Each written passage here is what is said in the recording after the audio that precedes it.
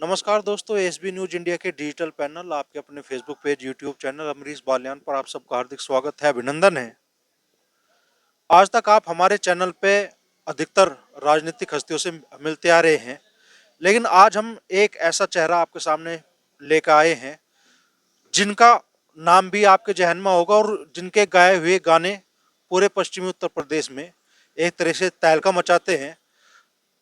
साल 2022 में जो विधानसभा चुनाव हुए उसमें गठबंधन की ओर से जो सबसे पॉपुलर सॉन्ग था RLD आए रे, वो गाने वाले और 32 जिलों के जाट के जरिए पूरे आप पश्चिमी उत्तर प्रदेश, राजस्थान, मध्य प्रदेश, हरियाणा, पंजाब तक के किसानों को एक सूत्र में पिरोने वाले मशहूर गायक एनडी जाट आज हमारे साथ मौजूद है। कैसे एनडी जाट का गायकी का ये सफर शुरू हुआ, आज वो किस मुकाम पे हैं, और चूंकि उनके अधिकतर गाने एक तरह से सपोर्ट करते हैं किसान आंदोलन को, राष्ट्रीय लोकदल को और किसानों से जुड़ी हर आवाज को, तो क्या सत्ता के लोगों ने भी उन्हें कभी प्रभावित करने का प्रयास किया? इस बारे में भी हम एनडी जाट से बात करेंगे। तो एनडी भाई, पहले तो स्वागत आपका इस चर्चा में शामिल होने में। सबसे पहले बहुत बहुत धन्यवाद आपके चैनल को। और सबसे पहले बोलना चाहूँगा आपके चैनल को सभी सब्सक्राइब करें, मैंने भी कर रखा है और 1 लाख सब्सक्राइबर हो गया। मैं आपकी न्यूज़ सारी सुनता हूँ जो भी डालते हो, और सफ़र बहुत अच्छा रहा। अभी तक स्ट्रगल बहुत किया, मेहनत करी, लेकिन पब्लिक का प्यार बहुत अच्छा मिला जो आज मैं आपके सामने बैठा हूँ। तो एनडी भाई, मतलब आपके बारे में लोगों को बहुत कम पता है, मूल से कहाँ से हैं आप, थोड़ा बताएंगे? मैं उत्तर प्रदेश से ही, जिला गाजियाबाद के से ही हूँ। मैं, मेरा गांव जोया है, ब्लॉक भोजपुर में पड़ता है। अच्छा, गायकी का एक सफर आपका कैसे शुरू हुआ, कहाँ से आपको प्रेरणा मिली, और सबसे पहला सॉन्ग आपका कौन सा आया था? मैं पहले से ही स्कूल टाइम से ही गाने सुनता था। हनी सिंह को बहुत सुनता था मैं, यार कुछ ऐसा करना है। तो समझ नहीं आ रहा था, 1 2 साल ऐसे निकल गए बनाने में, कभी स्टूडियो हरियाणा, कभी पंजाब गए, कुछ समझ नहीं आ रहा था। फिर एक दिन रात को मैं बहुत पुरानी रागनी सुन रहा था। तो रागनी सुनते सुनते मेरे दिमाग में कुछ आया कि ऐसा करते हैं। तो फिर मैंने गाना बनाया 32 जिलों के जाट, और वो टिकटॉक पे डाला, और वो रातों रात में पूरे नॉर्थ इंडिया में वायरल हो गया, राजस्थान, हरियाणा, पंजाब और उत्तर प्रदेश। और वो इतना बड़ा हिट हो गया फिर कि हाँ, अब कुछ हो सकता है। फिर मैंने बैक टू बैक रखे, और सब बहुत सपोर्ट मिला, प्यार मिला जनता का। तो फिलहाल तो अभी तक का आपका सबसे पॉपुलर सॉन्ग वही है। 32 जिलों के जाट है सबसे बड़ा, और उसके बाद RLD आई रे। RLD आई रे गाना चुनाव थे ग्राम पंचायत के, तो ऐसे ही करना था कि यार कुछ किसानों को सपोर्ट के, क्योंकि मैं किसान की सपोर्ट में ही गाने बनाता हूँ, चाहे वो राकेश टिकैत जी किसान यूनियन से हो या राष्ट्रीय लोक दल हो, और जो हनुमान बेनीवाल है राजस्थान से। तो मैं इनको ही सपोर्ट करता हूँ जो किसान के सपोर्ट करते हैं, मैं उनके ही गाने बनाता हूँ। और आपने बोला कि सत्ता के जो ऑफर मुझे बहुत बड़े बड़े नेताओं के भी, मंत्रियों ने मिलने भी बुलाया है, आए हैं, लेकिन मैं मना कर देता हूँ, मैं साफ।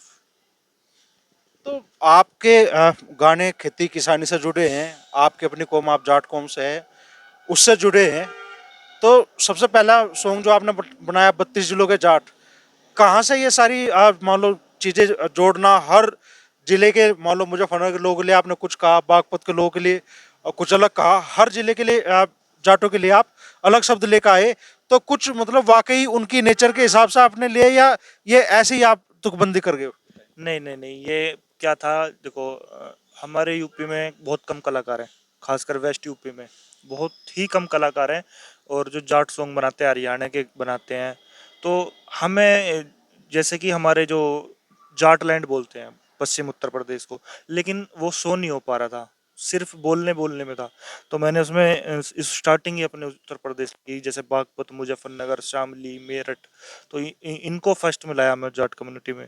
और जब ये चीज़ यहाँ पे पहली बार आई जो आज तक नहीं थी, वहाँ इतना सपोर्ट करा कि वो सबसे बड़ा गाना बन गया जाट कम्युनिटी का। RLD आयरे कैसे आपके दिमाग में बना, कैसे पूरी मान लो जो आपने सॉन्ग आपने लिखा भी खुद ही, तो कैसे आपके दिमाग में सारी चीजें बैठी? RLD आई रे, मतलब इतना पॉपुलर सॉन्ग हुआ कि अखिलेश यादव भी यहाँ जयंत चौधरी के साथ जब अपना रथ लेकर चले, तो उन्होंने कई जगह पे कहा कि भाई वो बजाय अपना कि अखिलेश आई ये वाला सॉन्ग हटा गए कि नहीं, वो लगाओ RLD आई रे। वो सब बहुत प्यार दिया अखिलेश जी ने भी, और जैन जी ने हर जगह जाके मेरी तारीफ करी है इस चीज़ को लेके, और ट्वीट भी करा था उन्होंने मेरे नाम का लिख के गाने को लेके। गाना ये बस 10 मिनट में लिख दिया था मैंने, क्योंकि ये गाना मैं बता रहा था आपको, ये ग्राम पंचायत के चुनाव थे और किसान आंदोलन चल रहा था उस टाइम कि यार, क्योंकि आरएलडी उस समय बिल्कुल नीचे थी, तो अजीत सिंह जी थे उस टाइम पे। तो मैं अजीत सिंह जी से मिला, तो उन्हें बताया मैंने ऐसे ऐसे गाना करना चाहता हूँ। तो उन्होंने कहा अच्छा क्या कर सकते हो, देखो तो मैं वहीं था, 10 मिनट में मैंने लिख के उन्हें सुनाया। उन्होंने बोला चलो बना के, ऐसे मुझे समझ नहीं आ रहा, आप बना के लाना। फिर मैं अगले दिन बना के लेके गया, फिर उन्हें पसंद आया, फिर अगले दिन ही फिर गाना हमने रिलीज कर दिया।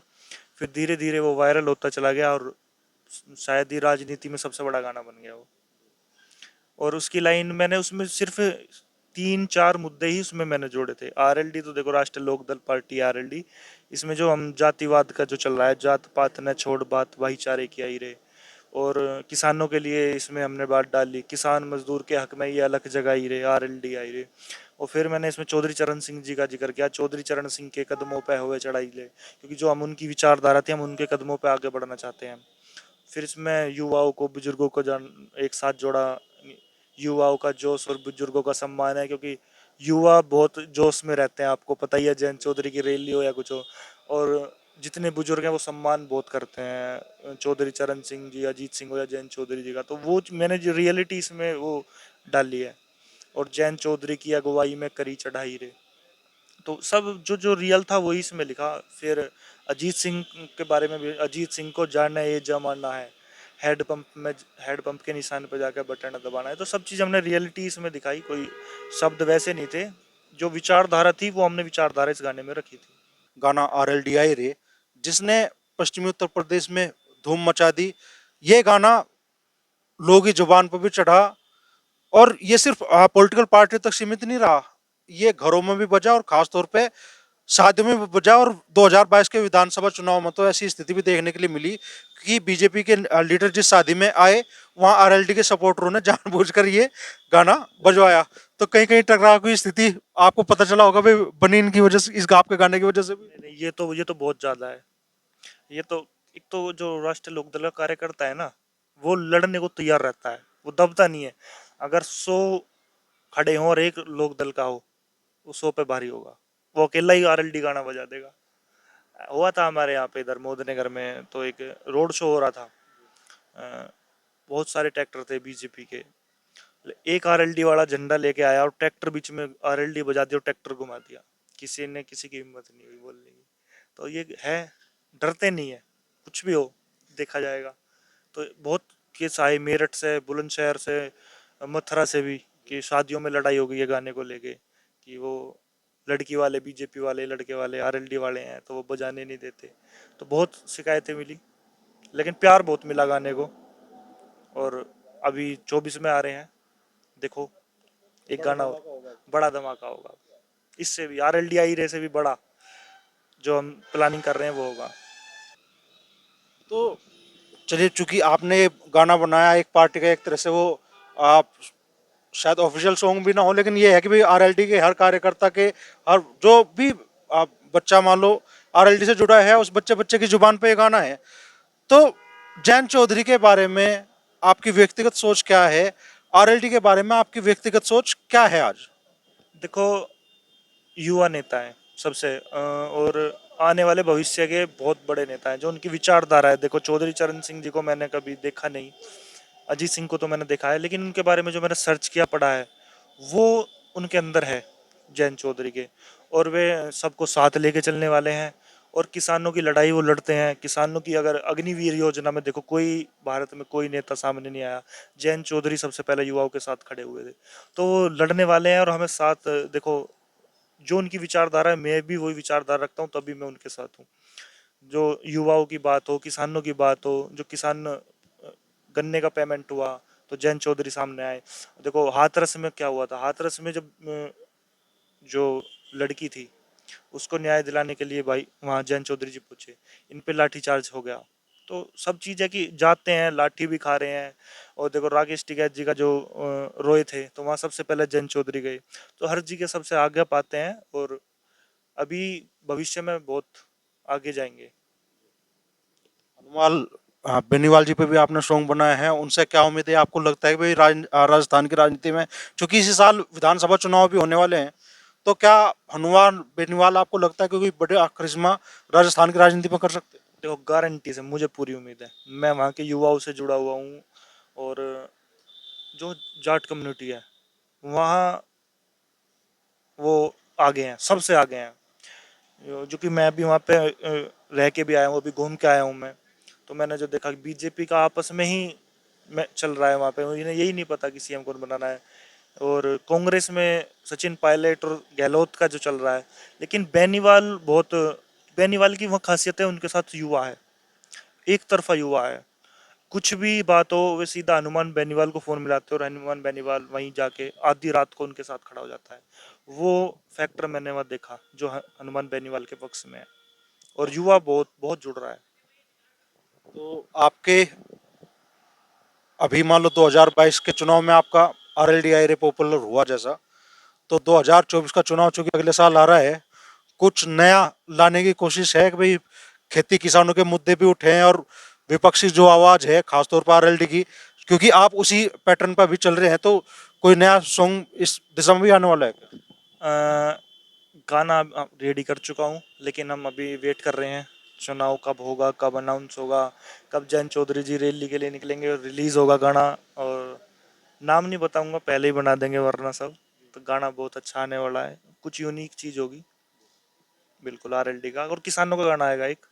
और अभी एक महेंद्र सिंह टिकैत जी का पूरा एक बायोग्राफी की तरह एक गाना बहुत जल्दी आने वाला है, जो कि कहाँ से उठे हुए और कैसे नेता बने, पूरा उसमें एक 5-6 मिनट के गाने में दिखाया जाएगा।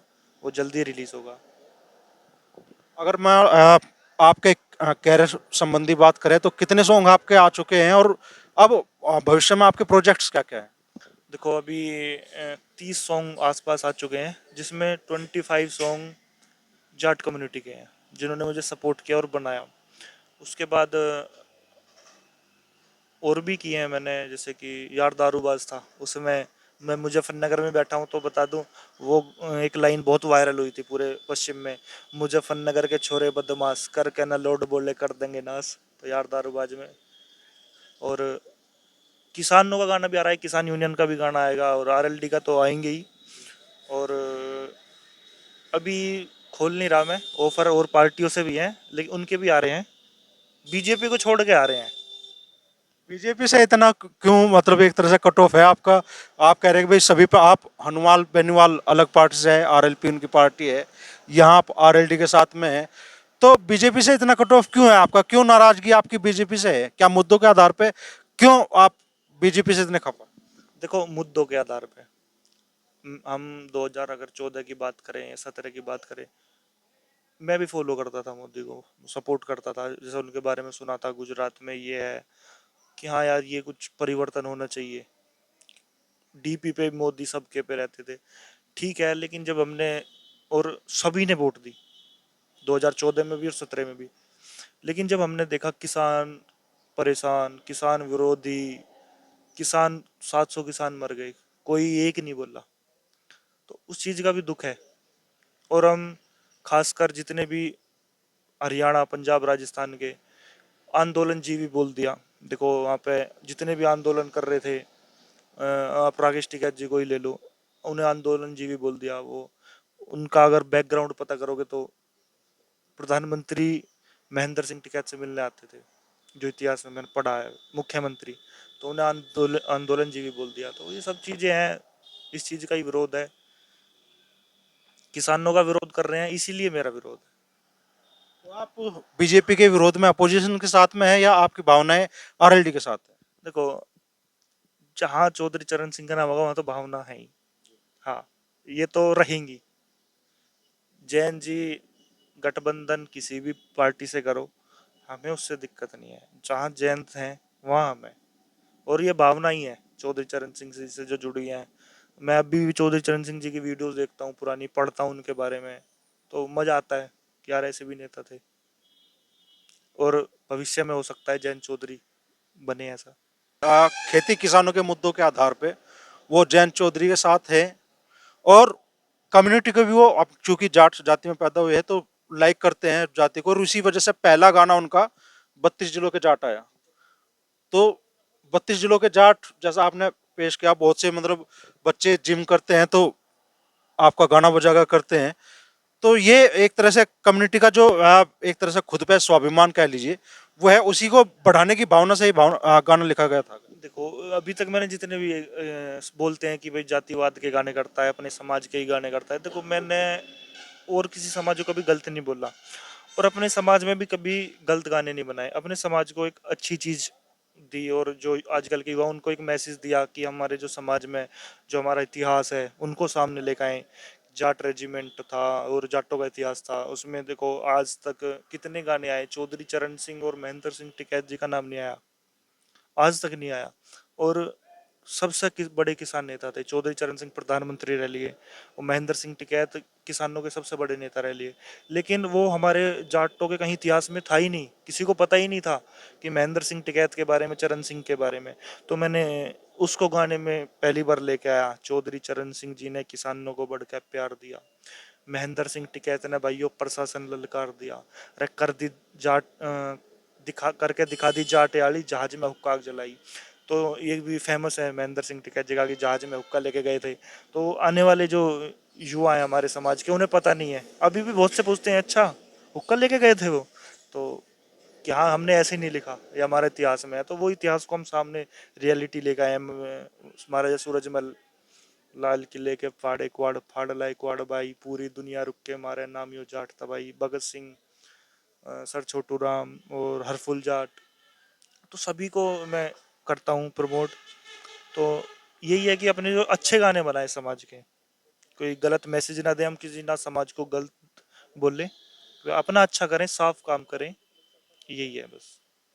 तो आपका मेनली यही रहा है कि भाई समाज के जो बड़े चेहरे रहे हैं, जिन्होंने एक तरह से खालिस जाट समाज नहीं, पूरे समाज को दिशा देने की कोशिश की, वो चाहे किसान राजनीति हो या किसान आंदोलन हो, उनकी उपलब्धियां या उनके जो ऐसे कार्य जो दूसरे लोगों को भी प्रेरणा दे सकते हैं, उनका चरित्र लोगों के सामने लाया जाए, ये आपकी कोशिश रही है। हाँ, यही है कि देखो जो मैंने पहले पढ़ा है, अभी तक जो सुना है, हमें चौधरी की पगड़ी मिली हुई है, लेकिन हमारे युवाओं को नहीं पता।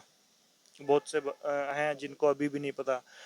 चौधरी की पगड़ी हमें 36 बिरादरी ने बांधी थी। 36 बिरादरी को लीड करने के लिए चौधरी बोला जाता है, जो हमें बोली गई थी। क्योंकि हमारे जो जाट कम्युनिटी है, ये किसान वर्ग से आती है, सारी खेती बाड़ी से।